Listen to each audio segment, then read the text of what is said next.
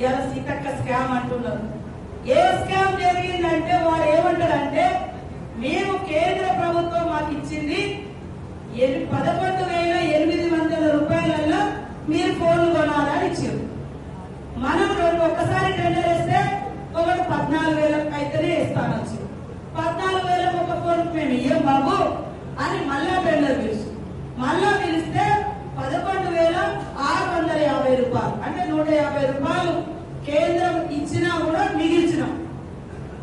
ఇదే పక్క రాష్ట్రాలలో బీజేపీ రాష్ట్రాల్లో కూడా 11,800 కొన్నారు, 700 కొన్నారు. మేము 11,650 కొంటే వాడు ఏమంటాడు బీఆర్ఎస్ నాయకుడు, బీఆర్ఎస్ సోషల్ మీడియా 14,000 కొన్నది అంటారు.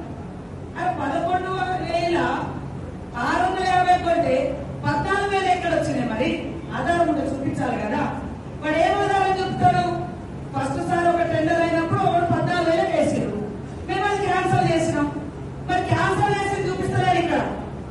మరి నేను ఇచ్చింది 11,650 అయితే 14,000 దొంగ లెక్క చెప్పి అవినీతి సీతక్క అని మాట్లాడు.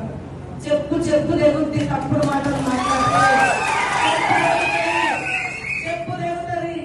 ఇవాళ టెండర్ వేసింది కూడా నా శాఖ కాదు, నేను కాదు, ఒక థర్డ్ పార్టీకి ఇచ్చినాం. టీజీటీఎస్